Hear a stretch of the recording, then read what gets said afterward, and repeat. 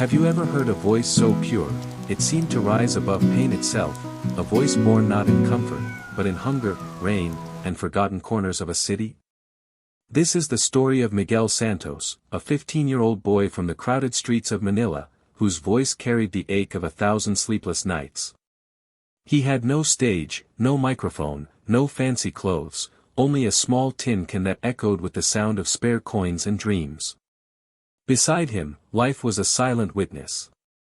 His younger sister, Laura, just 8 years old, would often sit on a broken step nearby, clutching an old stuffed toy, their mother's last gift before she passed.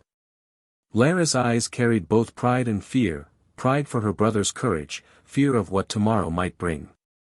And somewhere far away, across oceans and bright lights, destiny was quietly waiting, on a stage called International Got Talent, AGT, where thousands came chasing fame, but only a few arrived carrying truth. How does a boy with nothing but a cracked guitar and a trembling voice end up standing before Simon Cowell himself?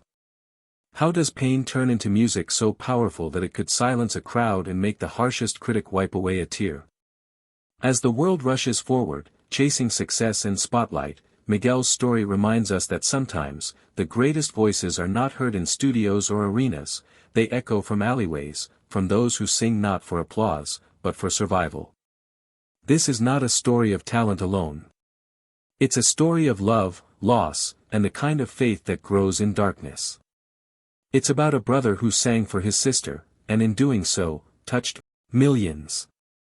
Before the lights, before the fame, before the tears, there was just a boy, a song, and a dream strong enough to move the world. Miguel Santos was not like other 15-year-olds. While most boys his age were in classrooms, laughing with friends, or scrolling through phones, Miguel's mornings began beneath the rusted awning of a small bakery in the heart of Manila. He'd wake before sunrise, his body sore from the concrete floor, his first thought not of breakfast, but of survival. He carried with him a small guitar, its wood cracked, its strings uneven, yet it was his most precious belonging. He had found it in a garbage pile 2 years ago, cleaned it, and learned to make it sing. Every chord carried a story, every note a memory.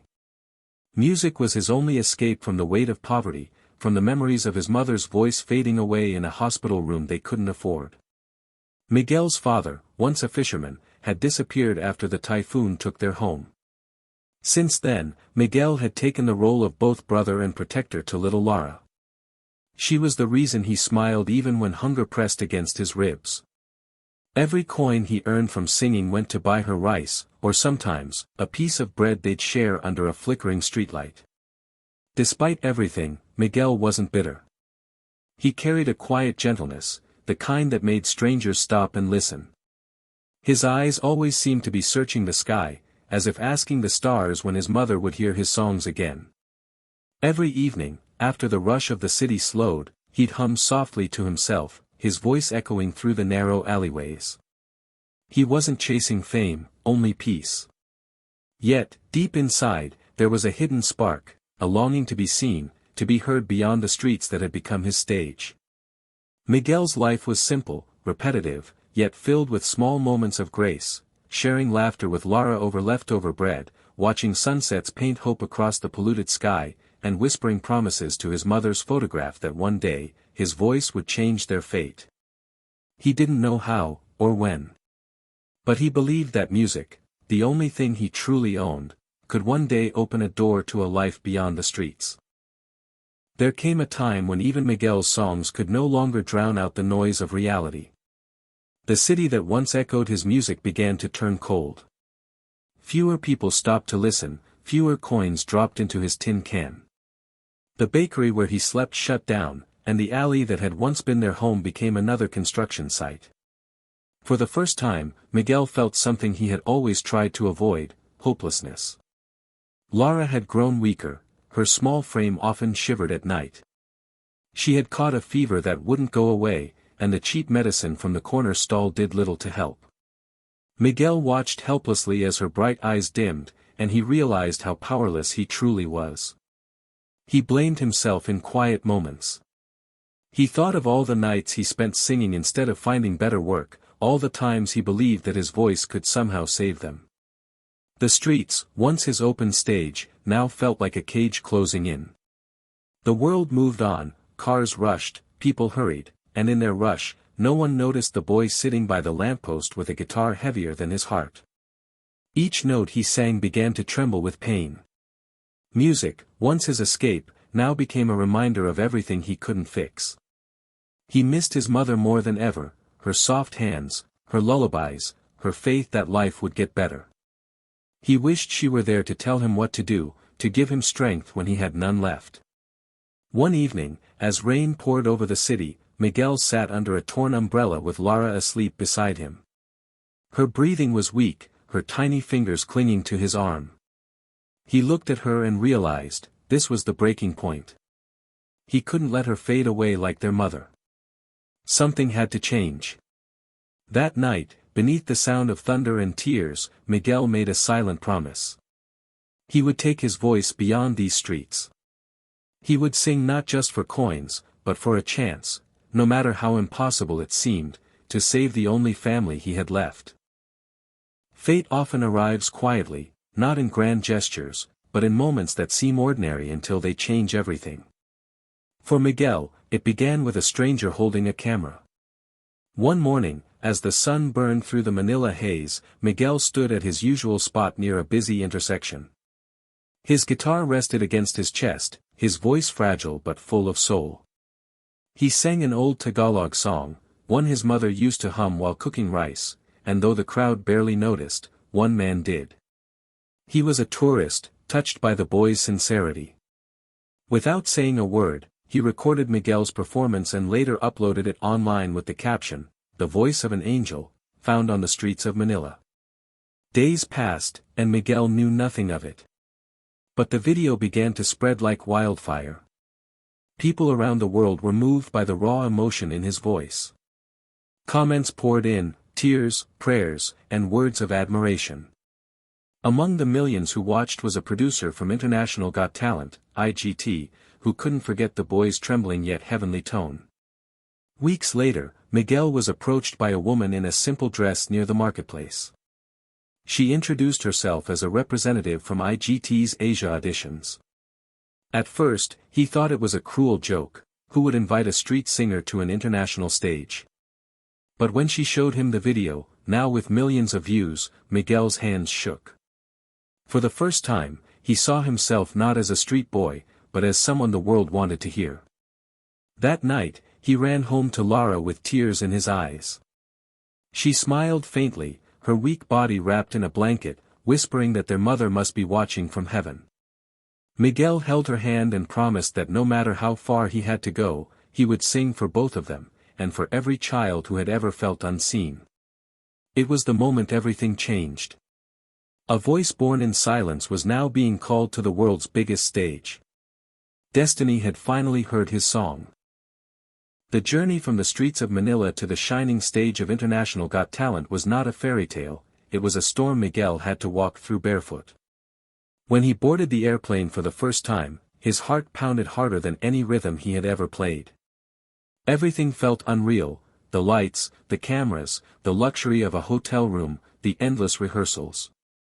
But beneath the wonder, there was fear, a deep, haunting fear that he didn't belong.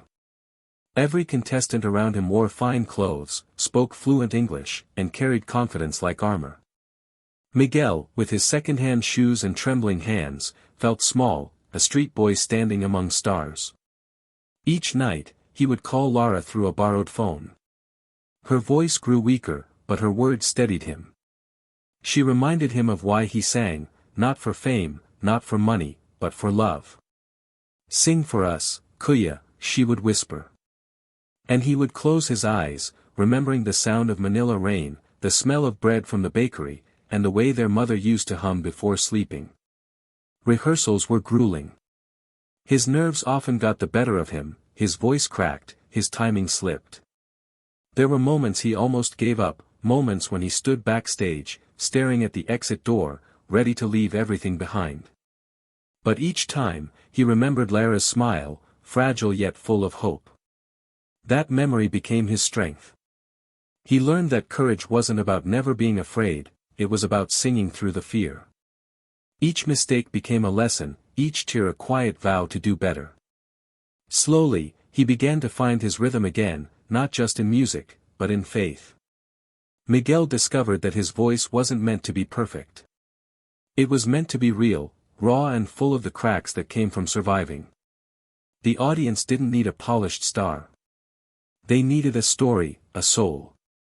By the time his name was called for the live audition, Miguel had changed. He was no longer just the boy from the streets. He had become something greater, a symbol of every dreamer who dared to rise from the dust and sing. When Miguel stepped off that grand stage, the lights behind him dimming and the roar of the audience echoing in his ears, he didn't feel like a star, he felt like a son, a brother, and a survivor who had finally been heard. Simon Cowell's tears, the golden confetti, the standing ovation, all of it felt like a dream. But deep inside, Miguel knew the true miracle wasn't the applause. It was that his song had reached hearts far beyond what he could see. News of his performance traveled back to the streets of Manila. People who once passed him by without a glance now gathered around their small televisions, watching the boy who had once sung for coins now sing for the world. Even Lara, lying in a hospital bed, smiled through her tears as she watched her brother's face light up the screen. In that moment, she wasn't just proud, she was healed in spirit, knowing her brother's voice had given meaning to their pain. But Miguel's story didn't end with fame.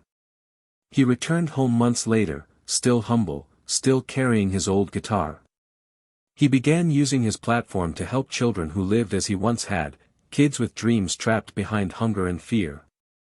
He built small music programs, taught them songs, and told them that even when the world seems deaf, they must never stop singing. Through his journey, Miguel learned that success is not measured by trophies or lights, but by the lives we touch along the way. His mother's words echoed in his heart, that pain, when carried with faith, becomes the purest form of art. And so, his music became more than melody, it became a prayer, a bridge between struggle and hope. Miguel's story reminds us all that sometimes, the most powerful voices come from the quietest places, from those who have known loss, hunger, and loneliness. Because when they sing, they don't just perform, they heal. In the end, the boy who once sang for survival taught the world something far greater. That even in the darkest corners, a single voice, pure and honest, can still reach heaven.